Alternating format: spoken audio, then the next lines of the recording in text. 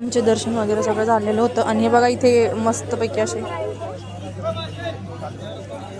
असे झाडालाच उगलेले रुद्राक्ष असतात ना, ते होते सगळीकडे, तेच विकायला होते इकडे बघा. आता आमचे दर्शन वगैरे झाले होते, आम्ही चाललोय आता वापस. प्रसाद वगैरे घेतला, आता परत गाडीकडे ना चलत चलत जायचंय कारण की गाडी खूप लांब आहे.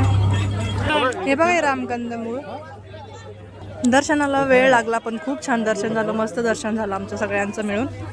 12 वाजल्यापासून लाईनमध्ये उभा होतं आणि आता ना खूप भूक लागली होती आम्हाला. आता आम्ही अगोदर रूम म्हणजे अजून बघायची, आम्हाला रूम करायची आहे, नंतर जेवण वगैरे करू. इथे सांगत होते कोंबड्याला आणि या गाईला खाऊ घातलं ना की काहीतरी होतं म्हणून, पण आम्ही काय खाऊ वगैरे घातलं नव्हतं. हे बघा इथे बाहेरून जर जे मुखदर्शन घेतात ना त्यांना इथून दर्शन घ्यायला लागतं.